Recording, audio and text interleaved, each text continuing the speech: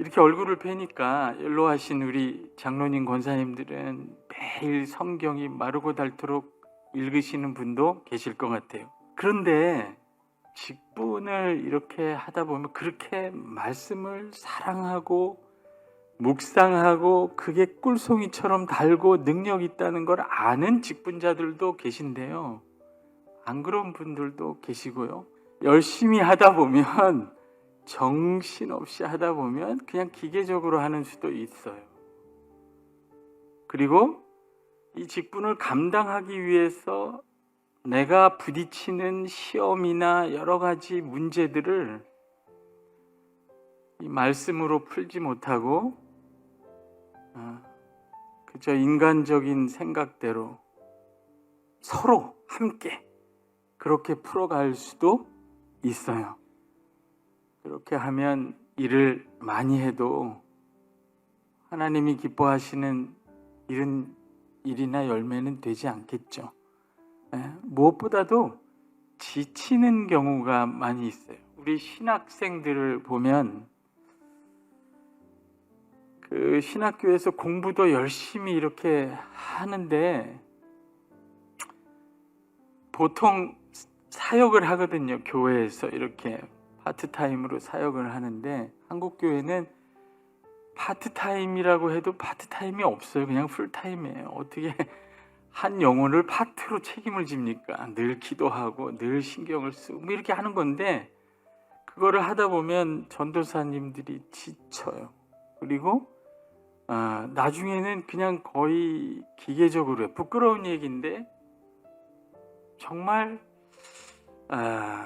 처음엔 하나님을 사랑해서 신학교에 오고 교회 사역을 시작했는데 그거 없이도 막 진행이 되는 거예요. 그래서 제가 그 학생들에게 늘 강조합니다. 진짜로 강조해요.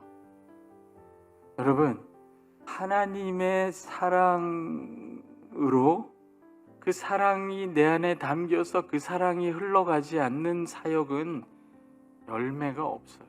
진짜예요. 사랑 없는 사역은 열매가 없어요. 그러면 그 사랑은 어디서 나오나요? 사귐에서 나옵니다. 사귐. 하나님과의 사귐. 우리를 아버지 하나님께로 인도하시는 분은 언제나 그 아들이세요. 그 아들을 어떻게 우리가 만나고 그 아들을 통해서 아버지 하나님과 교제를 합니까? 말씀이에요. 말씀이 육신이 돼요. 예수님은 지금 내가 만나서 사귈 수 없지만 말씀이신 그분이 우리 곁에 계시고 우리는 그 말씀을 통해서 하나님을 사귀려고 할 때 그 말씀과 함께 성령 하나님이 역사하셔서 그 말씀이 살아있는 말씀이 되게 하시고 그 말씀의 생명을 누리게 하시고 그 성령의 역사와 함께 그 아들을 우리에게 보내신 아버지의 사랑을 알게 돼요. 사역은 사랑에서 나옵니다. 하나님이 세상을 이처럼 사랑하사 독생자를 보내신 거예요. 그 아들이 여기 왜 왔겠어요? 아버지의 사랑 때문에 온 거예요. 그러니까 사역이 되는 거예요. 단 한치도 그 사랑에서 벗어난 적이 없으신 거예요. 자기 영광을 위해서 하신 적도 없고 사역은 사랑에서 나오는데 그 사랑이 어디서 나오냐고요? 사귐에서 나옵니다. 아버지 하나님과의 사귐, 그 아들과 성령 안에서 하나님과 사귀는 사귐에서 나와요. 여러분, 한번 생각해 보세요. 하나님이 저와 여러분을 부르실 때 일을 잘할 것 같기 때문에 일을 시켜 먹으려고 부르셨을까요? 마가복음 한번 보세요. 내가 마가복음 3장 14절 한번 볼까요? 다 같이 한번 읽어볼까요?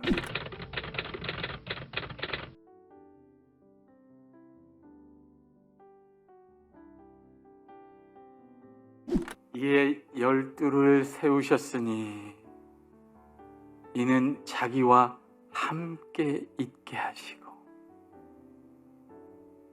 함께 있는 게 먼저예요. 보내사 전도 도하시고라 그랬어요. 전도 부차적인 일이란 말이에요. 뭘 위해서 부르셨어요? 1차적 목적이? 함께 있게 하시고. 설교자는 여기서 30분 설교하면 3시간, 3일 동안 하나님과 함께 말씀 안에서, 성령 안에서 하나님과 교제하는 것이 그게 일인 거예요. 직분자도 마찬가지예요.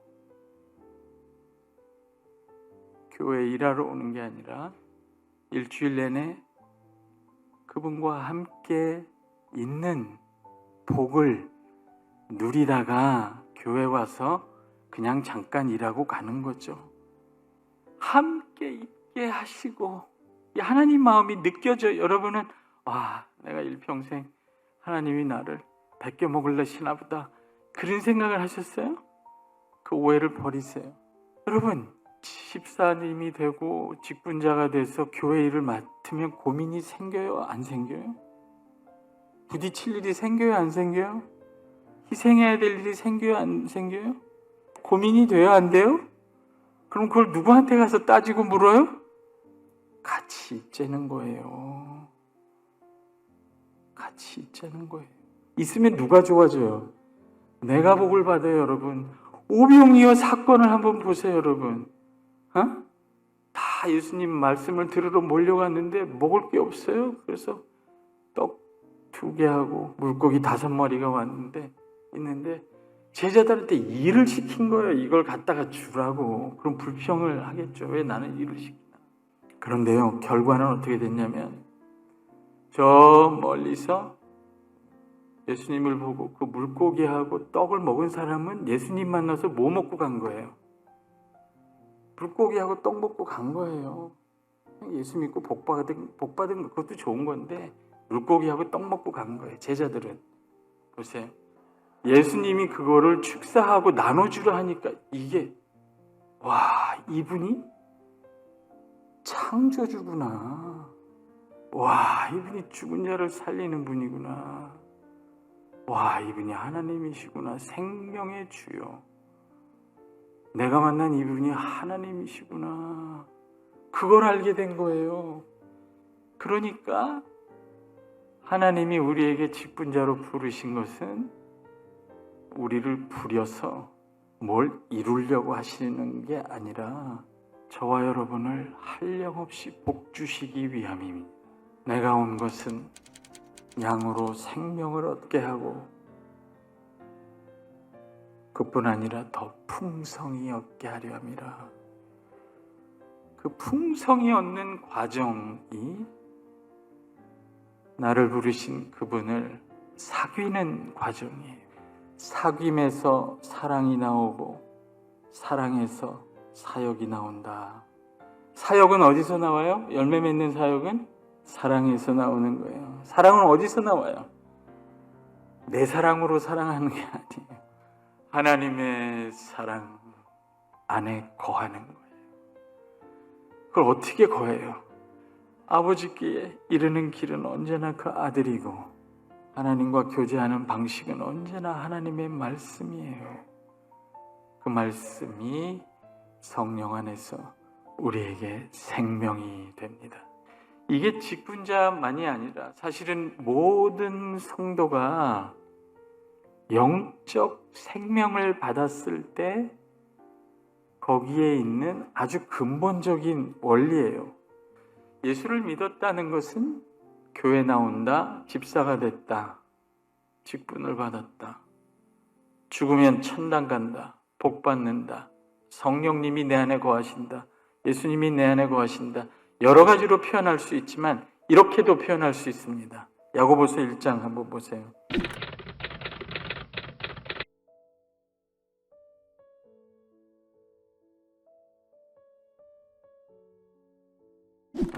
하나님을 믿게 된 새 언약 백성이죠. 우리로 한 첫 열매가 되게 하시려고 자기의 뜻을 따라, 하나님이 자기의 뜻을 따라, 야고보서 보면 그 이전에는 인간은 자기의 뜻을 생각하면 욕심이 잉태하여 죄를 짓고 사망에 이르는 쪽으로 가는데 하나님은 뜻을 생각하시면 창조하시고 선을 만드시고 생명을 만드세요. 보세요. 자기의 뜻을 따라 진리의 말씀으로 우리를 낳으셨다고 했어요. 이 중생한 사건을 얘기하는 거죠.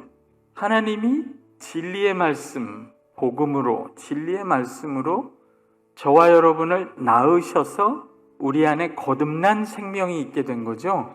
진리의 말씀으로 우리를 낳으셨다고, 하나님이 우리를 낳으셨다 그러니까 거듭난 거예요. 어머니가 나를 낳았다 그러면 내가 지금 육체를 가지고 난 거지만 하나님이 진리의 말씀으로 우리를 낳으셨다 그러니까 거듭난 생명이요. 우리 안에 있는 육적인 생명이 아니라 영적 생명인데 그 영적 생명을 진리의 말씀을 통해서 낳으셨다는 거예요. 그러면 이건 거듭난 중생한 성도를 가리키는 거죠. 첫사람 아담은 흙으로 났어요. 말씀으로 창조하셨어요. 흙으로 지음받았어요. 그래서 우리도 흙으로 돌아가요. 아직 첫사람 아담 안에 있는 부분이 있기 때문에. 그러나 둘째 아담이신 그리스도, 예수를 믿었을 때, 여러분 예수 믿으시죠? 예수 믿은 나는 어떤 사람이냐? 진리의 말씀으로 하나님이 낳으셨으니까 말씀으로 창조하신 사람이에요. 그러니까 거꾸로 얘기하면 내가 받은 영적 생명의 가장 중요한 특징이 뭐라고요? 진리의 말씀이라는 거예요. 다 복음을 듣고 우리가 거듭나지 않습니까? 성령의 역사로. 그런데 21절을 한번 보세요.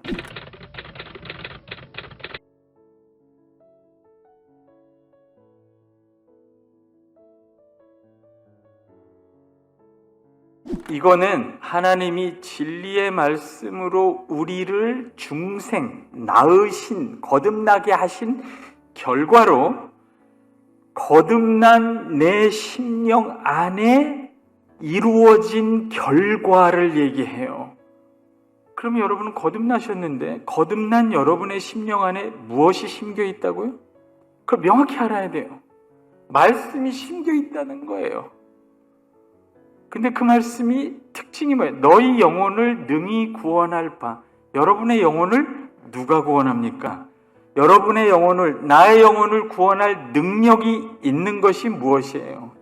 내가 듣는 말씀, 설교 말씀, 기록된 말씀은 성령이 역사하셔서 내 안에서 내 영혼을 능히 구원할 이미 심겨있는 성령의 역사로 내 안에 중생한 내 심령 안에 심겨있는 이 영원하고 생명이 충만한 세상을 창조한 그 아들이신 그 말씀이 내 안에 심겨있는데 기록된 말씀과 내가 듣는 말씀은 내 안에 심겨있는 말씀을 확증합니다. 알게 해요. 그럼 보세요 여러분.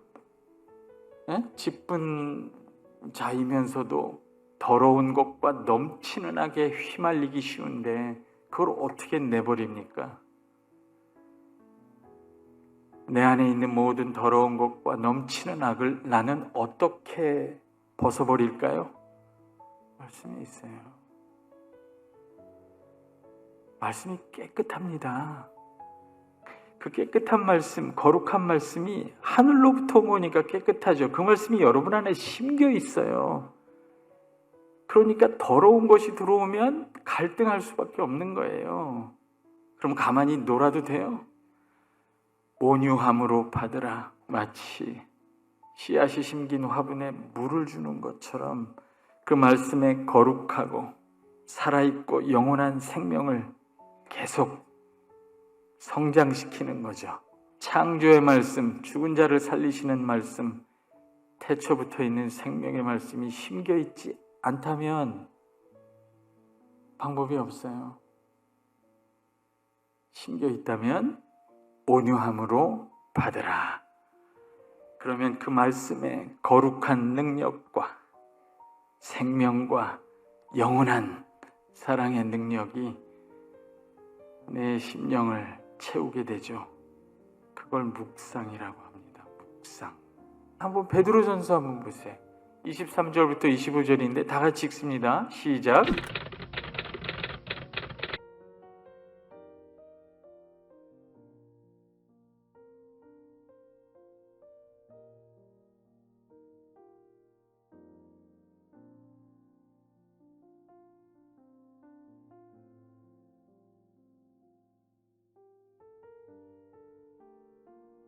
풀은 마르고 꽃은 시드나. 이사야 40장에 나오는 말인데 당대 바벨론 아수르 강대국을 빗대어 한 말입니다. 풀은 마르고 꽃은 시드나. 나라들은 멸망하고 열방은 흩어지고 세상은 사라지나 하나님의 말씀은 살았고 영영이 거하도다. 더 놀라운 거는요, 그 말씀이 그리스도를 믿고 거듭난 여러분의 심령에 심겨 있다는 거예요. 그러면 이 세상이 다 사라져도 여러분은 사라질까요? 안 사라질까요? 안 사라져요. 요한일서 3장 9절은 이렇게 이야기합니다. 하나님께로부터 난 자들은 그 안에 그의 씨가 있다. 그러니까 학자들은 그거를 성령이다, 말씀이다, 말씀이라고 보는 학자들이 많아요. 같은 얘기예요. 야고보서, 베드로전서, 요한일서 다 같은 얘기합니다. 너희가 거듭난 것은 썩지 아니할 씨로 되어 있다. 썩지 아니할 씨가 중생한 여러분 안에, 심령 안에 심겨 있다는 겁니다, 여러분. 그 생명의 씨하신 말씀은 여러분 안에서 썩지도 않아요. 사라지지도 않고 부패하지 않습니다. 죽음에 굴복하지 않습니다. 생명의 말씀이에요. 사라지지도 않아요. 영원한 말씀입니다. 여러분, 요한 1서 한번 보세요. 요한 1서 1장 1절에서 4절까지 한번 또 다 같이 읽어보겠어요.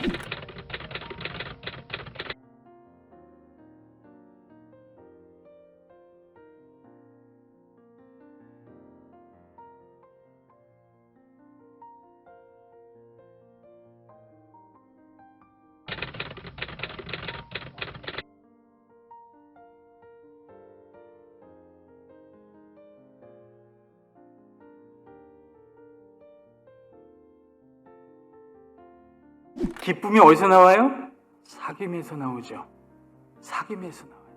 인간이 가장 큰 기쁨을 누리는 건 사귐에서 나옵니다. 사귐.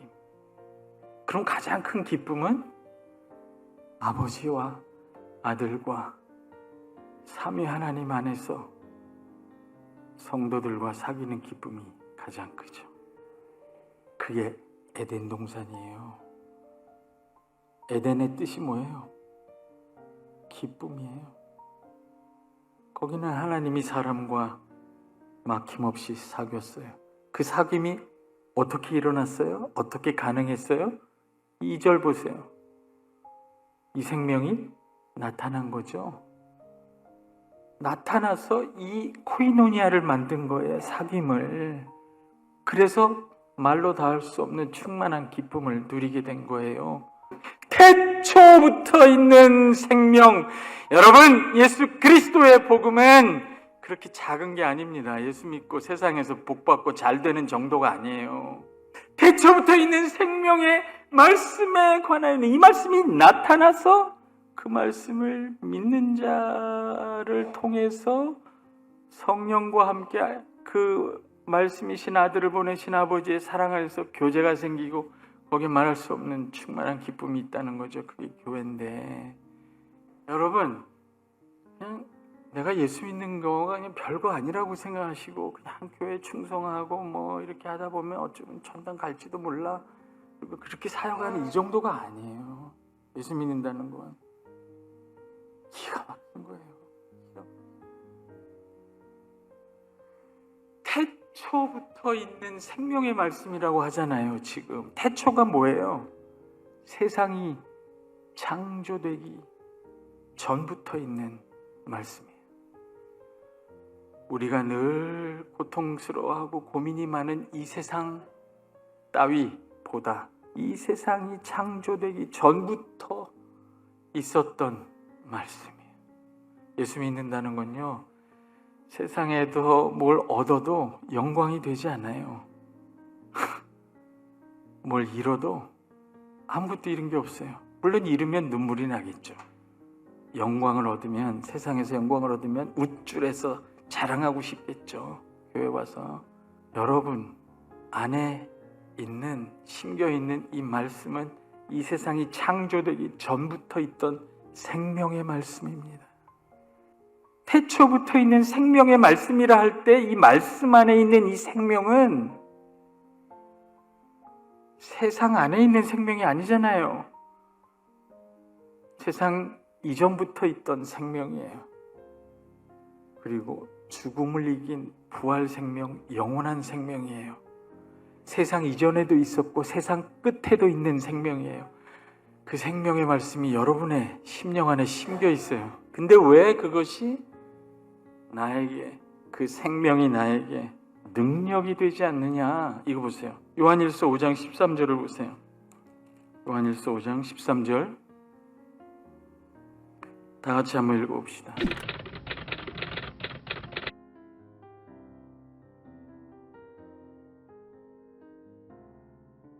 내가 하나님의 아들의 이름을 믿는 사람에게 이 요한이 편지를 쓰고 있습니까? 믿지 않는 사람에게 쓰고 있습니까?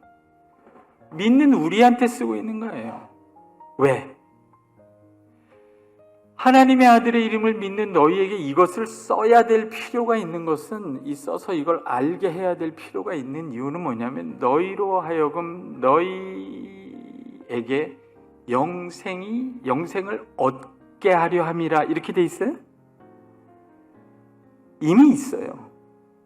문제가 뭐예요? 모르는 거예요. 네. 예수 믿고 자기 안에 영원한 생명이 있고 예수 믿는 이 심령, 거듭난 심령 안에 태초부터 계신 생명의 말씀이 심겨 있다는 사실을 모르는 거예요. 이게 비극 중에 비극이에요. 교회에 온다는 건요, 이런 거예요.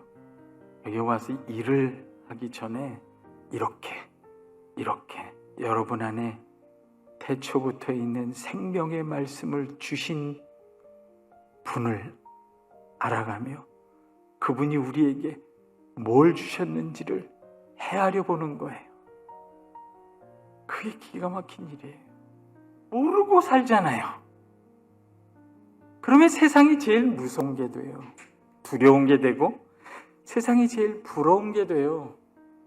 세상보다 크신 분이, 태초부터 있는 생명의 말씀이 내 안에 심겨 있는데 세상이 그렇게 커요.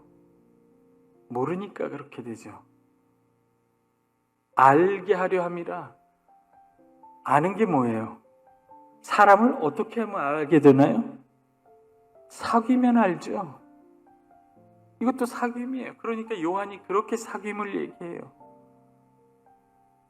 말씀, 하나님의 말씀은요, 하나님께서 저와 여러분에게 그 말씀이신 그리스도를 통해 무엇을 주셨는지를 알게 하는 말씀. 알게 하려 합니다. 묵상한다, 말씀을 묵상한다는 건요, 먹는다는 뜻하고 똑같아요. 원래 안다라는 말이 먹는다는 말하고 가장 흡사한 말이에요. 알면 힘이 나죠. 먹으면 힘이 나는 거하고 똑같은 거예요. 존재가 변화됩니다. 아는 거예요. 이미 여러분 안에 심겨있는 이 생명의 말씀, 영원한 생명의 말씀을 내가 알아가는데 여러분 안에서 생명이 넘치지 않겠어요? 그 영원한 생명의 능력이 넘치지 않으시겠어요? 그렇게 물어봐야죠. 돌아봐야죠. 그러면 나는 정말 어떻게 하나님의 말씀을 읽고 묵상하고 있는가? 그냥 어떻게 할 줄 몰라서 계속 성경만 읽으시는 분도 있고, 교회 오래 다녀도 말씀을 읽고 설교를 받아 적는 분도 계신데, 말씀을 읽고 그걸 씹어 먹으면서 자기가 깨달은 것을 이렇게 막 적어보고 그걸 생각해보고 스스로 묵상하는 성도는 참 희한하게도 많이 없습니다. 여러분, 정말 진심으로 이 성도가 하나님 안에서 그리스도의 그 풍성한 하늘의 그 신령한 은총으로 가득 차서 정말 하나님의 신적 성품에 참여하고 하늘 백성이 되기를 간절히 원하는 목회자들은 다 그 고민을 해요. 왜 나는 3년, 4년 설교를 하는데 안 바뀌지? 아멘하고 들었는데 실제로 어떤 교회에서 판단을 하거나 직장에서 뭘 선택을 하거나 가정에서 뭐 자녀를 대하거나 뭘 선택을 할 때는 그 말씀이 내 생각, 기억에도 잘 안 나요. 생각과 의지와 내 속으로 들어와서 내 삶이 되지를 않아요. 여러분은 어떻게 하고 있는지 한번 물어보고 싶어요. 제가 이거를 다 어떻게 할지를 다 얘기를 할 수는 없지만은 물어보고 싶어요. 직분자들이니까 성경을 꾸준히 규칙적으로 읽으시는 분도 많으시겠죠. 그게 굉장히 중요하죠. 1차적으로는. 요즘은 신학생들도 성경을 잘 안 읽고 신학교 와요. 일독도 안 하고 와요. 그래서 부끄러운 얘기지만 신학교에서 신학생들에게 필사하라고 숙제를 내줘요. 그만큼 교회 생활을 하지 말씀을 읽고 묵상하는 성도는 교회에서도 많지 않은 거예요. 그 중에서 신학생이 되니까. 대부분은 주일날 설교 한 편 듣고 겨우겨우 생명을 부지하고 삽니다. 왜 그렇게 그러면 이렇게 싫은가? 솔직히 얘기하면 이 개인적으로 말씀을 묵상하고 그 말씀 통해서 하나님을 만나는 훈련을 어떻게 하는지 모르겠지만 잘 안 가르치는 것도 있지만 근본적으로요. 한다고 해도 솔직히 말하면 싫어해요. 우리의 마음밭에 하나님의 생명의 씨앗, 생명의 말씀을 심었다 그랬죠? 그 말씀은 더럽지 않고 썩지 않고 쇠하지 않는 영원한 말씀인데 그 생명의 말씀이 심겨있는 우리 원래 이 육적인 우리 마음밭은 더러운 걸 좋아하고 죽음에 굴복하고 죽기를 무서워해요.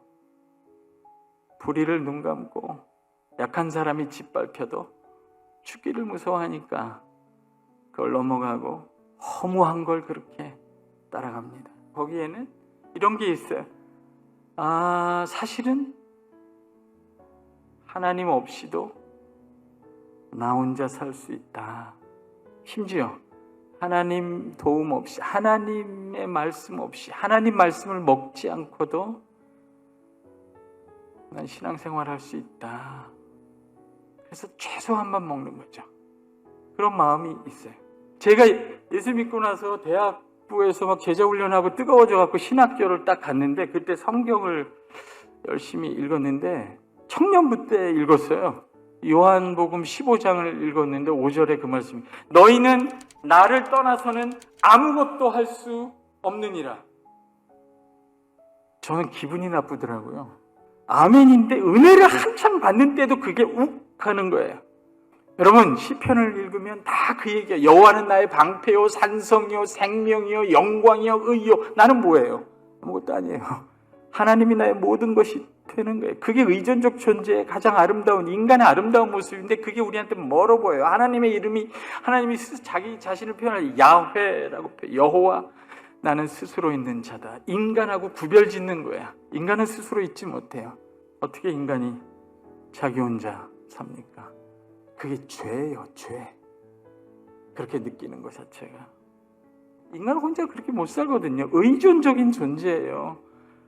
이웃을 의존하고 부모를 의지하고 친구를 의지하고 사회를 의지하고 하나님께로부터 공급받는 것이 없으면 살 수 없는 존재이죠.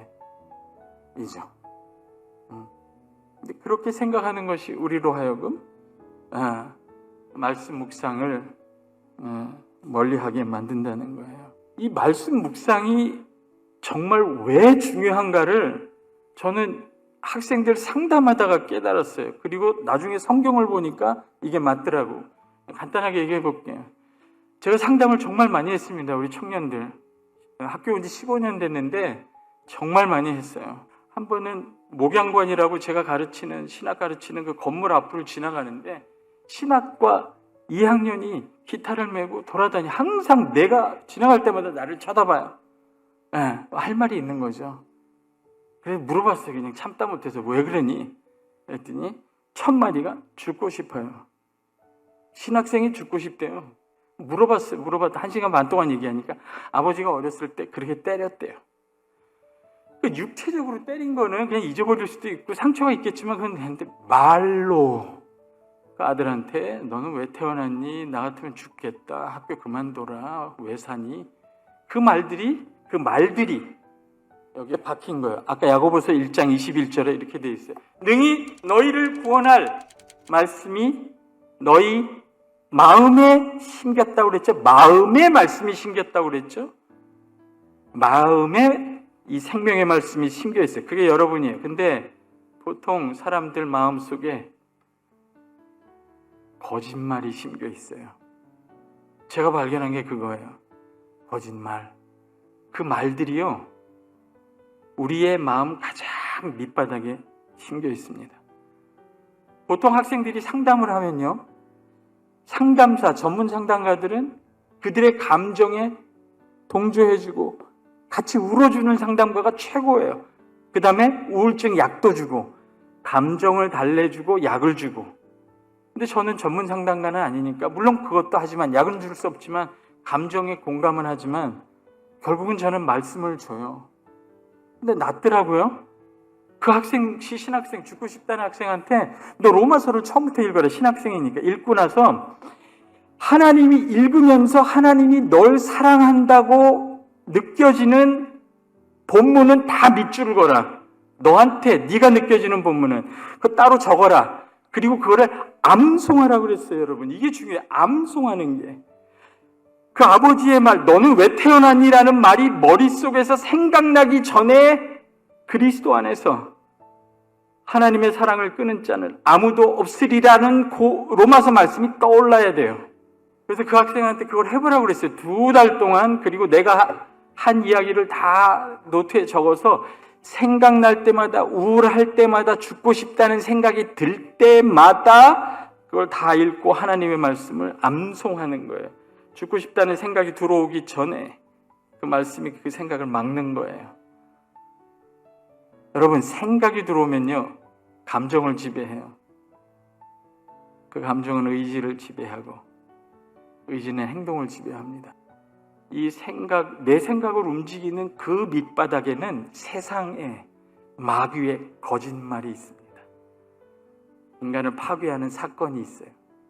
창세기, 아담이 선악과를 따먹을 때 자기도 망하고 온 세상의 죄와 죽음과 파멸을 끌고 들어온 그 어마어마한 사건이 일어난 핵심이 어딘가요?